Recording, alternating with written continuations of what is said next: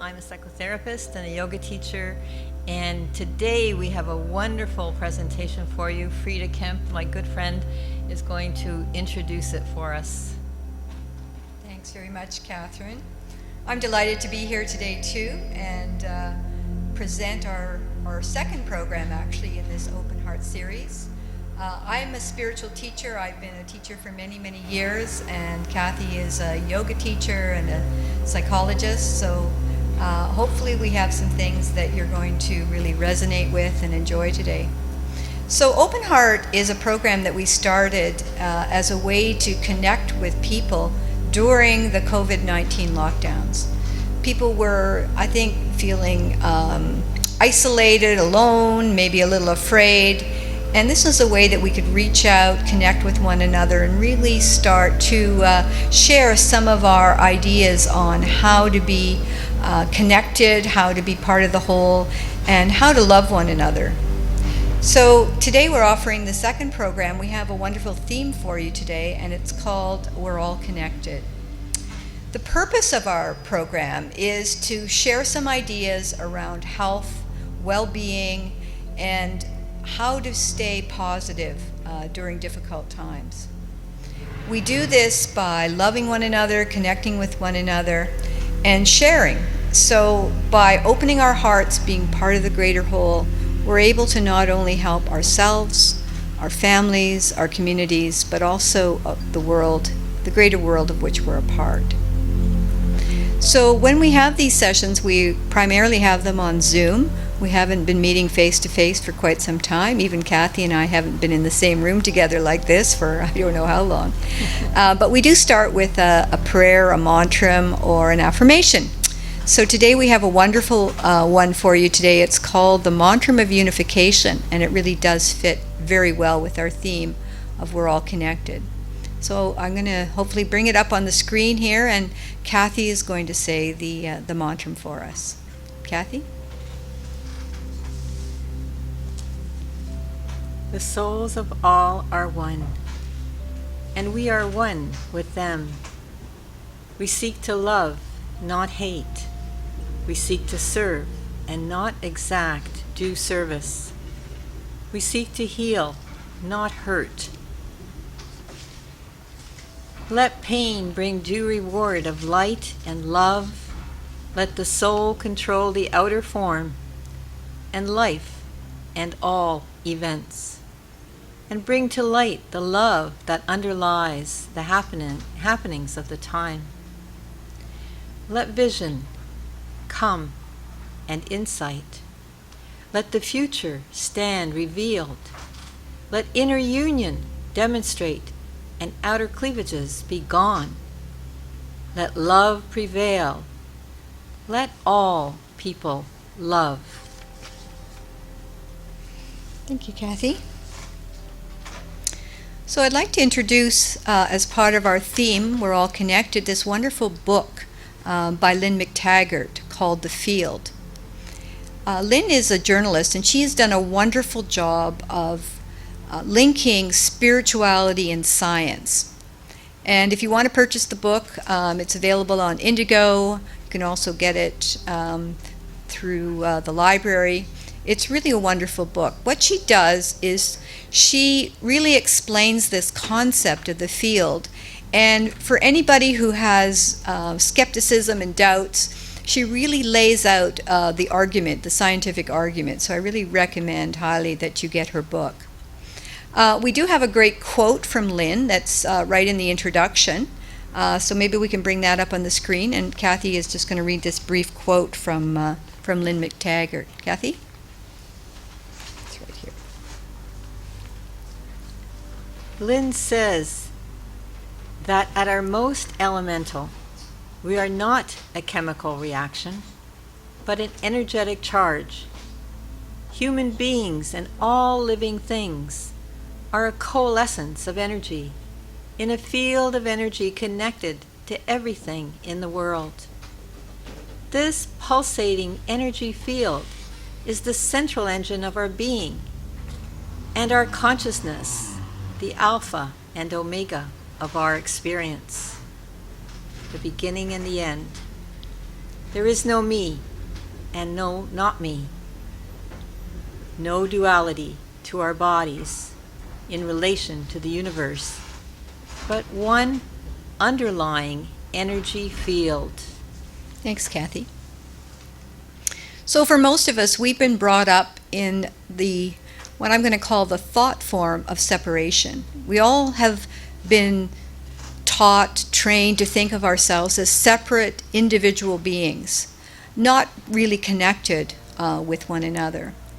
We're taught that we're biological machines, and that's how we're treated really by the medical community, that we're separate, we're individuals.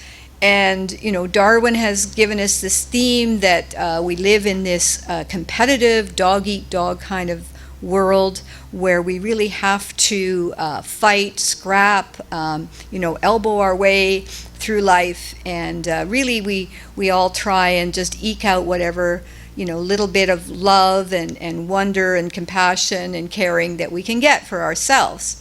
So this is kind of the thought form that we all live in. But one of the wonderful things I think about new science and spirituality is it brings the two together, and it really turns to this thought form that we've all been brought up in, makes it into a complete and utter lie. And one of the things that Lynn says is that, what's going to happen in a world where we all really do recognize that we're connected? So Cathy, what do you think? What are your thoughts on this idea of connectedness? Well, the idea of what'll happen once we all find out, what a cosmic joke that'll be. All the warring, all the hatred, all the dislike of one another. How could that be? If you're me and I'm you, how will that be for you? Think about it. That's right. It's crazy if we think about it. If we recognize that we're all part of a whole, that we are a cell within the body of this great being that we call our planet, it makes no sense to fight with one another. It makes about as much sense as me putting out my hand and starting to hammer away on it, right? That's how much sense conflict makes, because what we're really saying is we are beating up another part of ourselves. How does that make any sense? So when we accept this vision or this idea or this concept that we're all one, then things like the golden rule really start to make sense. So if we've been told to do unto others as you would have them do unto you, that just makes perfect sense if we're all connected. It means be kind to yourself, love yourself, care for one another, have compassion.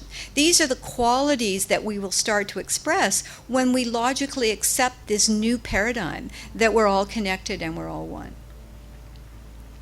So before I ramble on too much, let's turn to some of you in the audience and just ask this question. When have you felt connected, and what was it like? Tony? I think I would just go back to the Open Heart discussion group. Again, it started at the start of the lockdown with the pandemic. And it was through that group, and I think I felt connected at one point. There was a prayer, or we were taught to visualize us going into a sort of a cave or a teepee, and there was an altar and all this light. And we were talked through it, and I felt connected visualizing it, and the people that were also on the Zoom call were probably visualizing the same thing, but I felt very connected at that point. And I was aware of it. Perhaps there have been other connections, but I was just never aware of it. Thanks, Kat. That's really good. Thanks, Tony. Lynn? I was thinking back to when the whole pandemic situation occurred, and I had so much resistance to,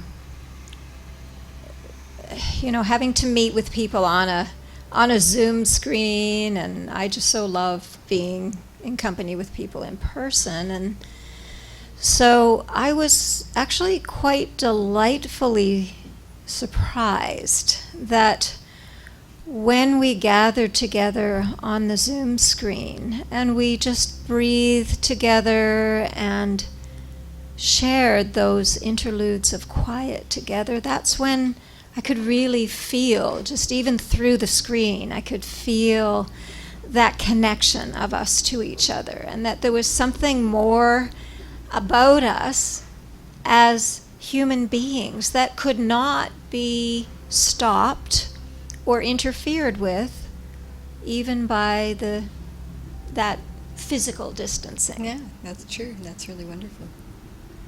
Ivy? Exactly.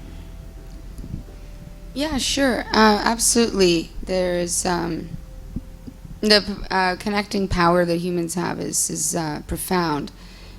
I do think that the electronic medium, though, has the ability, does take something away from it, and but there is a profound difference if you compare a Zoom call or a Skype call versus just a telephone call, because we are visual creatures as well, That's true. auditory and visual. Great, thanks. Very true. Well, one of the things we have, I think we had a slide up earlier that showed sort of the human energy field.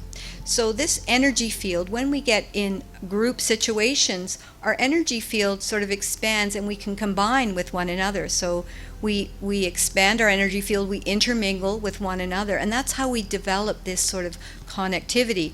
But we don't have to be in the same room. This energy field also is connected to the energy field of the Earth itself, and it's through that Earth field that we can be non-local. You know, most of us experience this when we experience synchronicity.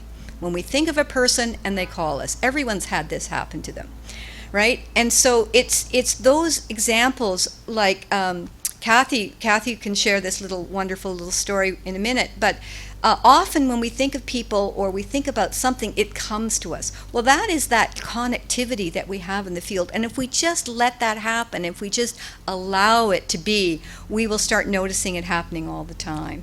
And would you say that the book, The Field, by Lynn McTaggart, also explores this concept? It really does. It's a wonderful book because I think I said she was a journalist, very skeptical. And so it was by building up a lot of this sort of scientific understanding that she was able to both make it explainable to people who aren't obviously scientists, but also share what I think spiritual people have been saying all along. We've been saying we're all one. Now she can prove we're all one. That's so amazing. that's the beauty of the book. Wow. And this proof is here for the taking, because the book is available. You can get it. I could tell that story, or I could start a little bit of breath work. Which one would we want to do right now? We'll start the breath think work. we're- I I should have think- segued to Cathy, and Cathy is going to show us or teach us how to do this by breathing. I Thanks, think Cathy. that way, rather than me telling you the story, you're going to feel it for yourself. You're going to feel what it's like to be one with everyone around you. I don't know if anyone is around you while you're breathing, or if you're going to participate, but we'd love you to participate in this breath work. So there are 3 little breaths that I'm going to go through with you now. And breath connects us all. Of course, we're all breathing the same air. We're breathing the same air as the Queen of England, or the President of United States, or whatever country of the world, you know. So that is the beginning of oneness. There's you know, the human energy field, but there's also the breath. And when you use your breath in a way that cleans and clarifies all of your bronchioles and all of your systems, then you're even more connected. You're feeling more at one with everyone around you. Okay? So I'll begin by asking you to, you can close your eyes for this, you know, then you'll be focusing more, or you can just keep your eyes open, either way. And so we'll use the box breath first to release any kind of feeling of crisis, any kind of fear or a feeling where you're feeling ill at ease about something, whether it's, someone's coming over and are they going to wear a mask, or, I have to go out and, how many people will be there, whatever it is, that fear that suddenly comes upon you with this new COVID problem that we have. And I call it a COVID problem because there's so many other problems that keep us in a state of fear. And to get out of this, we use this breath. So let's begin by inhaling to the count of 4, holding to the count of 4, exhaling to the count of 4, and holding once again before your next inhale to the count of 4. So begin, inhale, 2, 3, 4, hold, 2, 3, 4, exhale, 2, 3, 4, hold, 2, 3, 4. Inhale through the nose, 3, 4, hold, 2, 3, 4, exhale through the mouth, 3, 4, hold, 2, 3, 4. Inhale and keep going. We'll do it for 1 minute.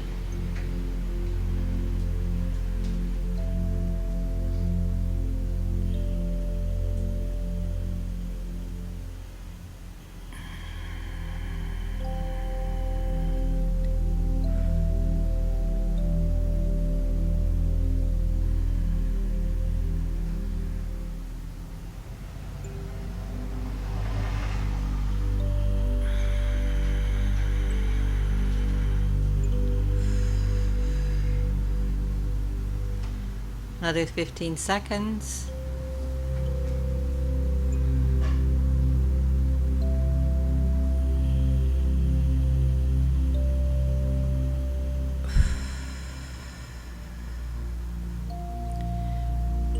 All right, now see how you're feeling. And we're going to go on to the next breath. We'll do 4 different ones. We don't have a whole lot of time, so we'll squeeze them all in. So the next one is another long, deep breath. Now this one you'll use again when you're feeling ill at ease. You're sitting on a subway and you just don't feel comfortable, or wherever it is that you're feeling really tense. And so allow yourself to take a long, deep breath. In, 2, 3, 4. Exhale, 2, 3, 4.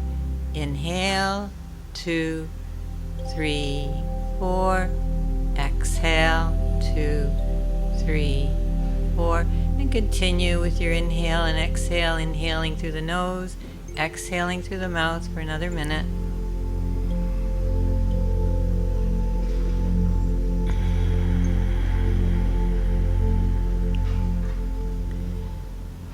So the wonder of this breath, keep going, is that it calms you right down. And you don't have to think of the box breath, which is even more efficient and effective. But this one you can use anywhere and anytime, not even thinking about it. Just inhaling the same number of seconds as you exhale, same number of seconds. And keep going, another 15 seconds.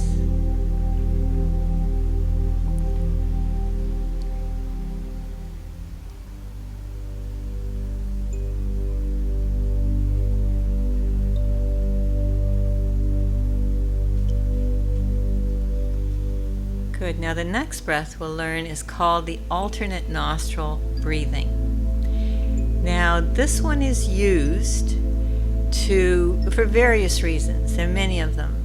And 2 of the major ones are to cool yourself right down or to feel warmer. So, if you're really in a hot place, like a studio with cameras on you, then you can cool yourself right down. And all you do is you use your thumb and your mercury finger, your baby finger, And you place your thumb on your right nostril and you inhale through the left. Inhale, 2, 3, 4, and release it. Exhale through the right nostril, 2, 3, 4. Inhale through the left nostril, 2, 3, 4. Exhale, 2, 3, 4, and keep going for another minute.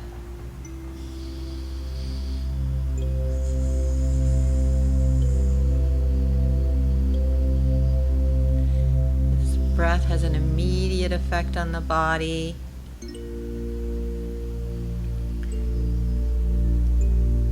Cleansing and purifying your systems, your lungs, increasing your glandular capacity, increasing your immune system. The more oxygen you have in your body, the more each and every organ benefits. The better the blood flow. Another 15 seconds.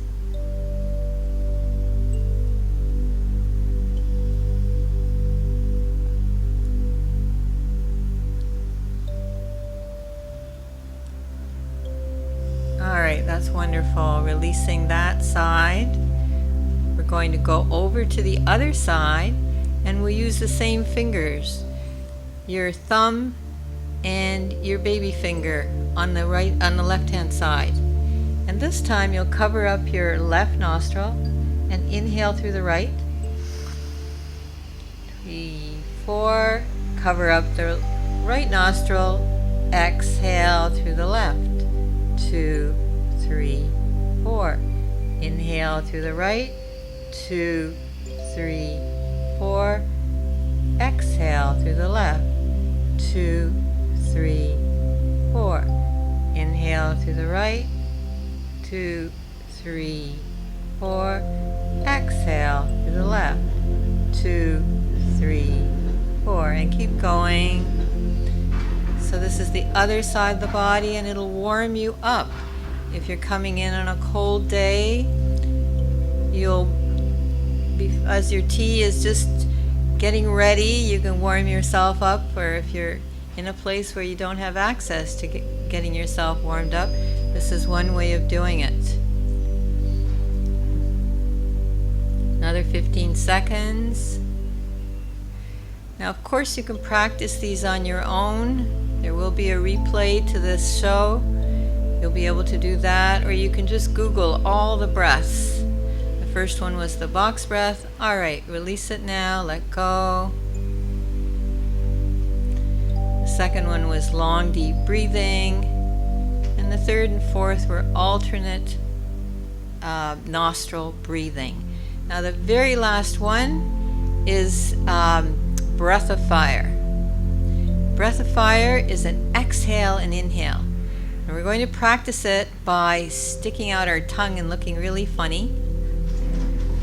And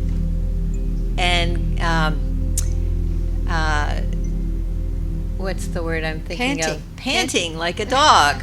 So let's pant like a dog.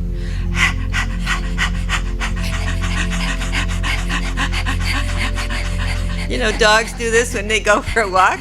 You want a good laugh? Do it that way. Having a good laugh also oxygenates the whole system.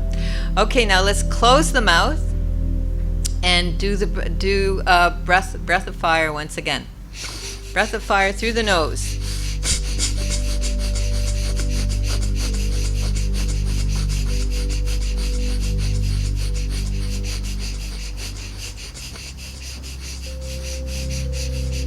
Cathy, I'm on fire here.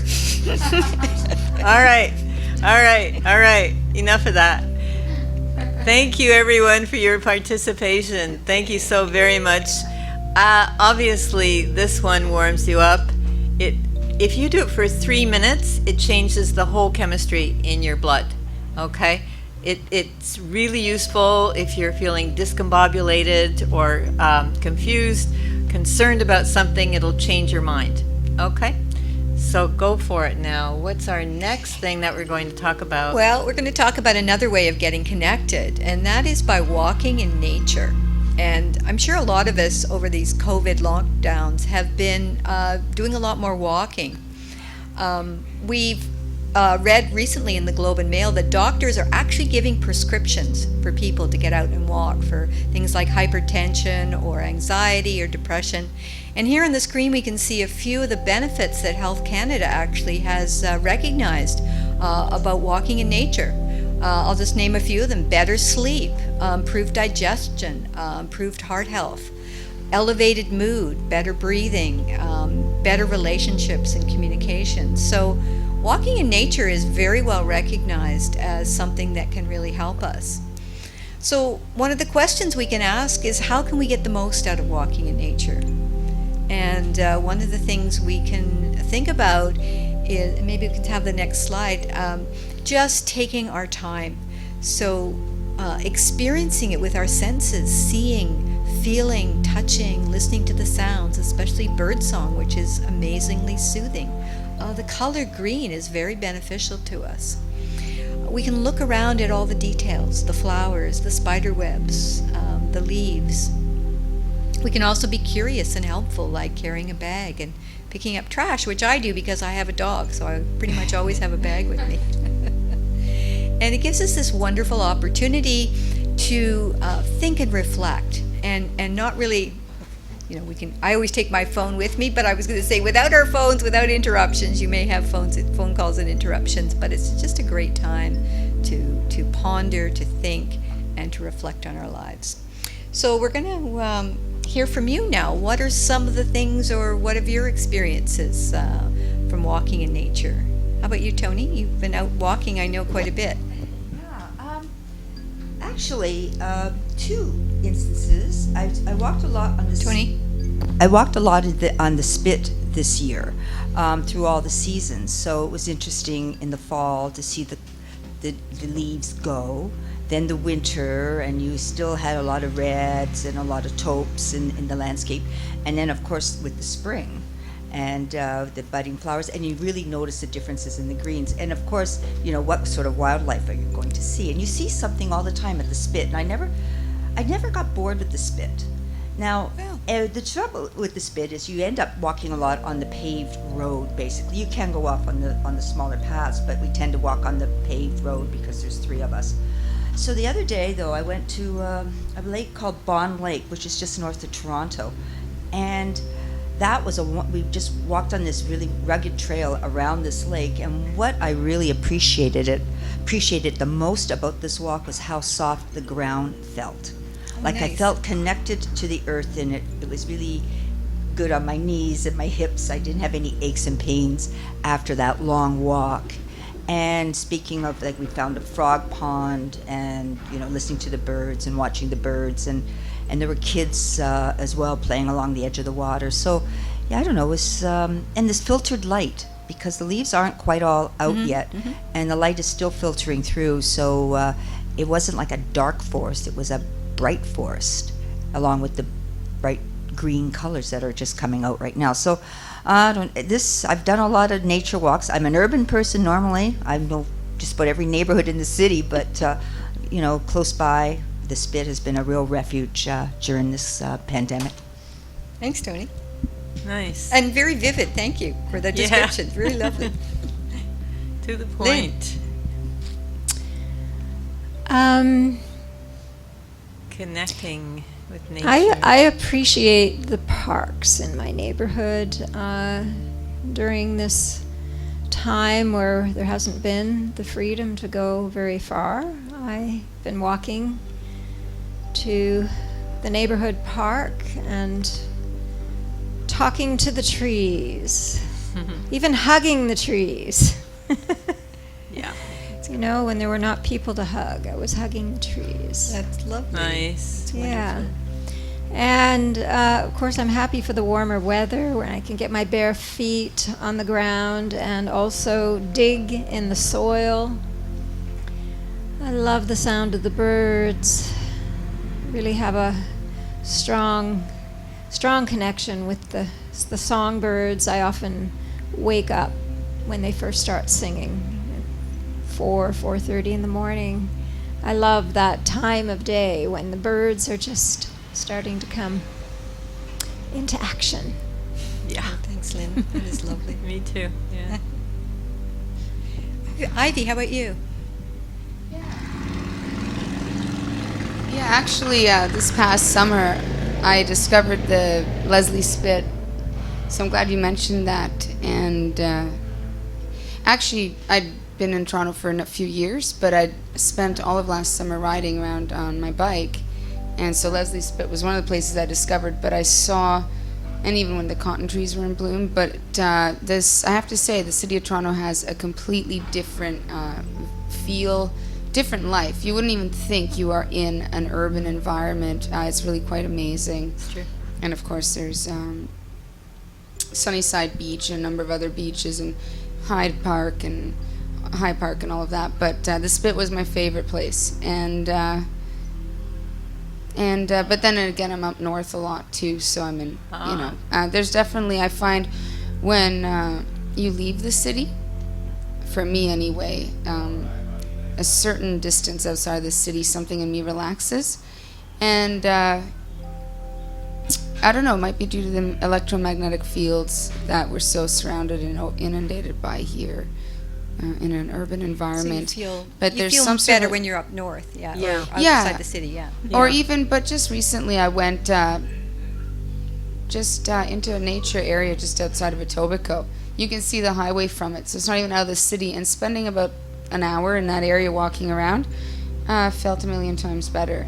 That's great. And I wasn't even, that was about a week ago. So that too shows the healing power of It does. nature. I was really surprised. It I wasn't does. realizing I was craving it. Yeah. Yeah.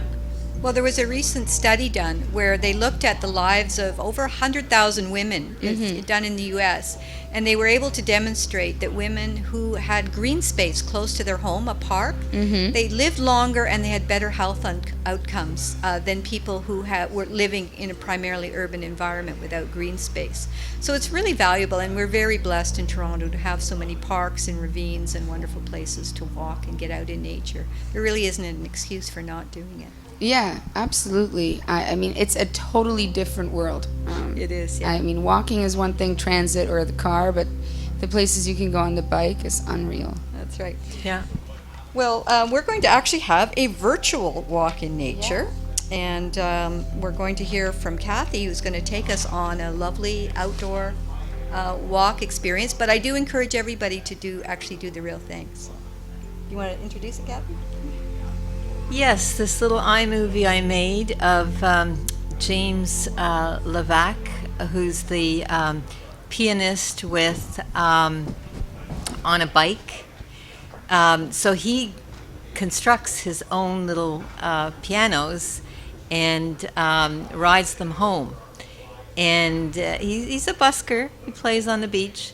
So you've got him for the first couple of minutes, and then you've got lots of nature scenes and some musical accompaniment about nature and some of the wonderful scenes of that.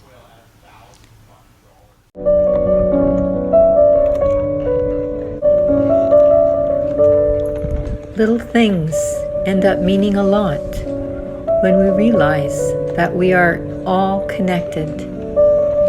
And since we are interconnected, our shared level of compassion and kindness can result in higher levels of joy, ultimately creating more of that very joy around the world. When we look around and notice Mother Nature and sense her essence, there's an enormous blanket of peace that is perceived no matter where we look. No matter the season or how devastated she may be, in the eye of a hurricane, there's an amazing silence, peace, and calmness present. The beauty of nature expands our sense of wonder, and peace arises in our souls.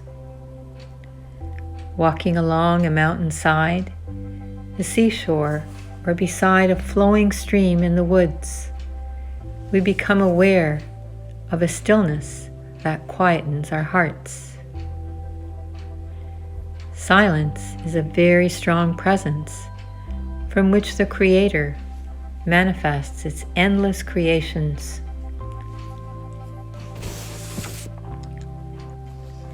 Insecurity breeds a need for control. People who set out to control others hope that being in charge will keep them safe and secure. They learn quickly that no one likes to be controlled, but ignore their reactions because they are so set on being in control at all costs that they let no one and nothing get in their way.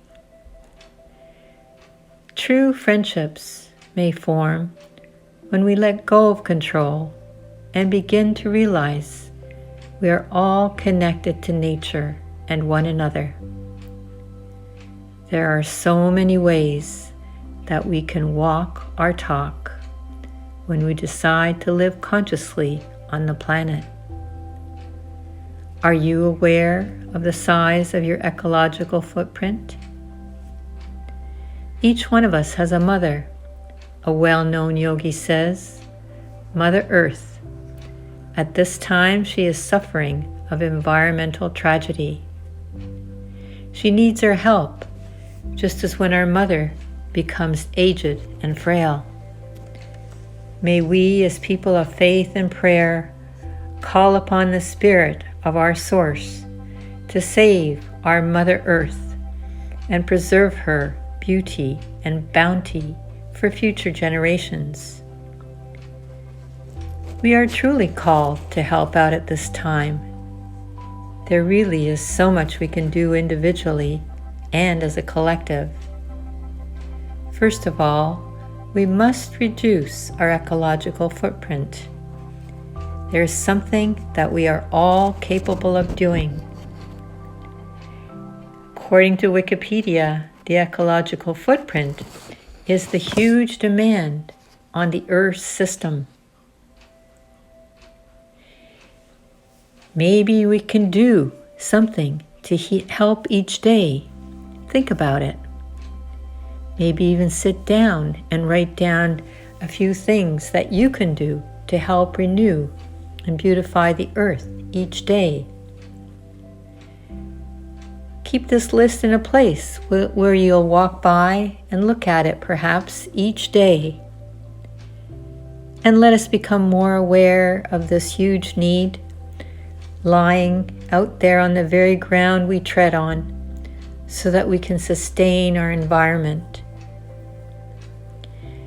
Let's pass this message on to our children and grandchildren, our neighbors and friends, to better maintain our precious Mother Earth.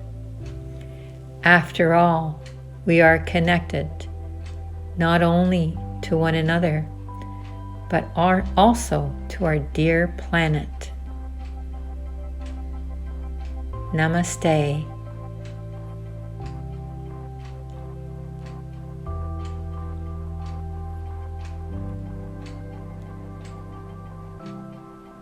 Thank you for listening. I hope you enjoyed that. So now we're going to move straight into a meditation, an open heart meditation. So if you're comfortable joining us, then please do. And wherever you're seated, just sink deeply into your seat. Feel very, very, very comfortable where you are. If you can do that, I'll invite you to close your eyes if you feel like it. And just feel at one with the seat that you're in. Just become a part of it. Melting into that seat, feeling comfortable. Allow yourself to take some long, deep breaths in through the nose and out through the mouth.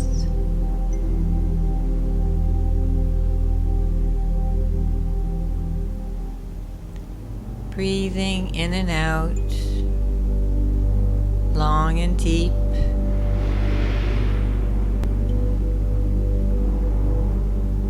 And if there are any sounds around you, just allow them to go by like clouds in the sky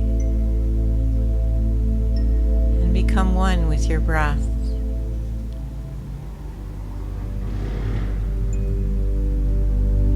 And again, if you're feeling comfortable, you can place your hands on your heart, either in a prayer pose or your right hand over your left, directly on your heart.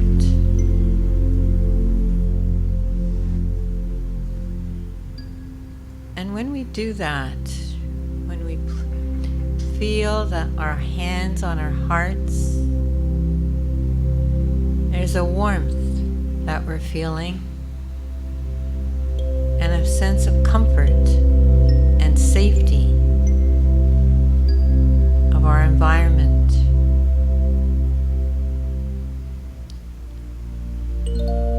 Feeling very, very comfortable. And also feeling loved. Loved by ourselves. As we reassure ourselves that we care for ourselves. Feeling that now.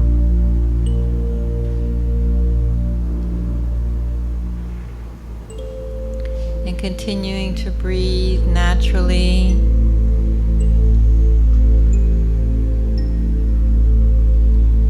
Feeling at one with your breath. Feeling at one with your heart. And that sense of safety and caring.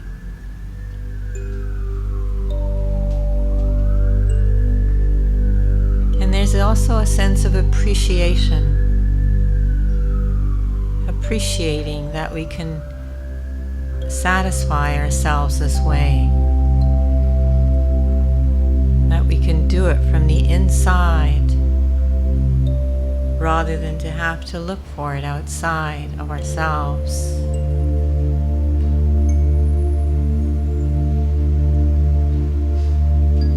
And just breathing long and deep or naturally, whatever is best for you.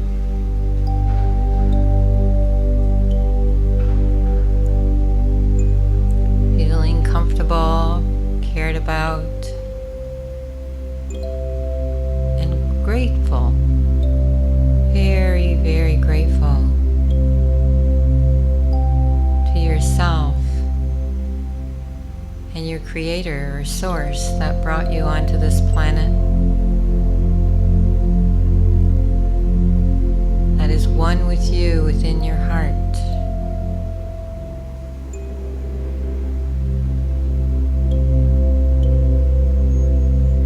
Noticing that loving feeling of caring and gratitude never leaves you.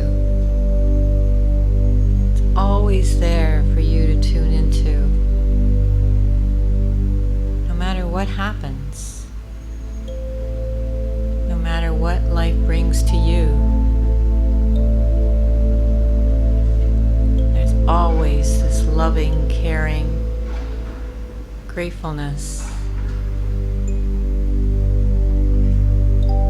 within you, within your heart,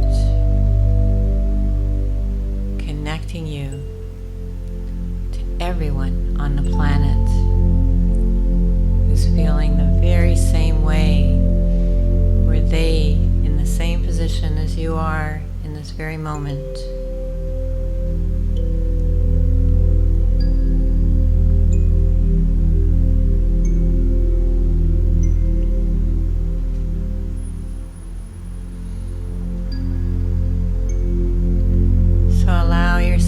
To slowly let go of your hands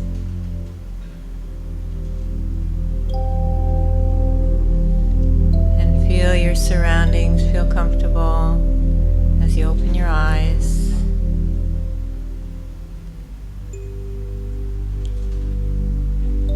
Just feeling a little different than you did a few minutes ago with your environment and within you.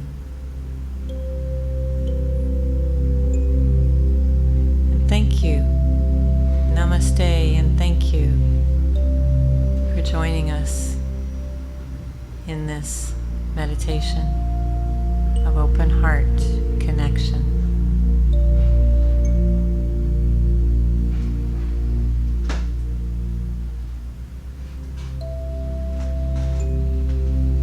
Thank you, Cathy. That was lovely.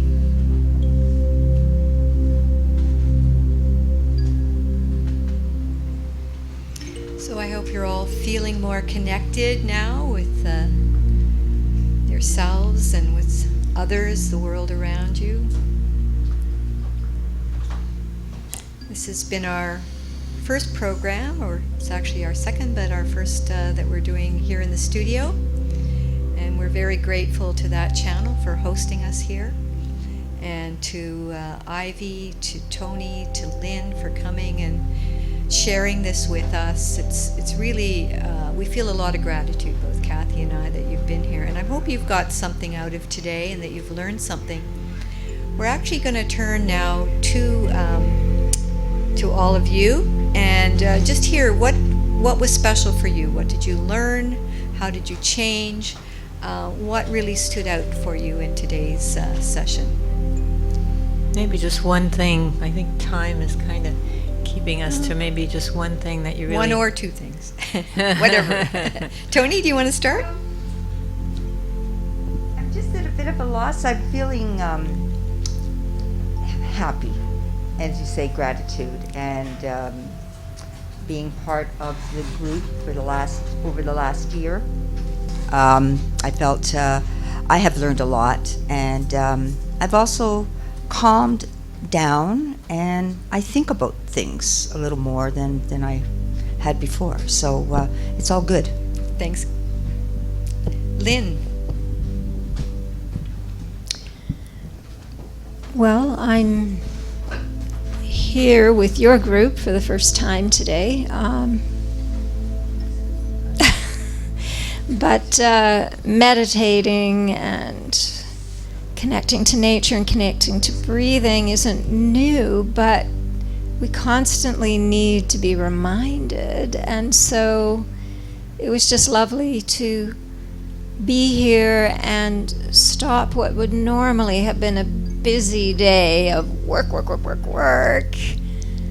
and insert this into my afternoon. So that feels like a lovely gift that I wouldn't normally have done if I hadn't come here. Well, we're very grateful that you did. Thank you, Lynn. Thank you. And maybe you can just say a little bit about what you do, Lynn, because I know that part of the reason you're here also is because you're one-minded in terms of the work that you do in the world. And I'd love you to say just a minute or two about that, if you like.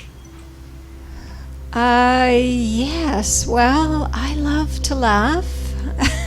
And I love to join other people to come and laugh with me, laugh with each other. And we do that on Zoom every week.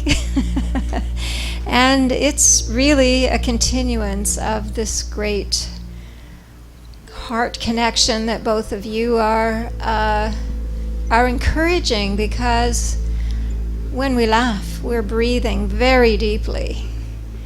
We're activating our diaphragms, and we are activating the hormonal systems that contribute to that sense of oneness with each other, that sense of bonding, of Absolutely. Thank of you. being one. Thanks, Lynn. Yeah, absolutely.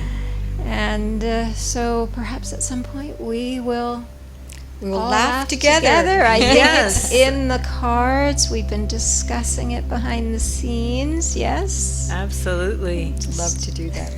Yeah, laughter brings us all together. You know, when we're together in a room, whether it's family or friends, all of us together laughing, we immediately have a shared feeling, you know. It's such a bonding feeling wherever we are, even on a subway. You know, someone says a joke and someone starts laughing, and everybody's laughing in the subway, you know. Have you ever found that on a street or on an airplane? I've had that happen. It's really funny. That's why I wanted you to just talk a little bit about laughter yoga and the wonderful, you know, opportunity for people if they're interested in laughing on a more regular basis, As a particularly practice, as an actual practice, now. a conscious practice. Wow. Yeah, Yeah. as a conscious practice, absolutely.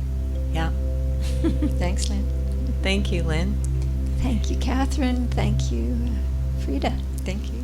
Ivy, how have you changed? What did you learn? What stood out for you today?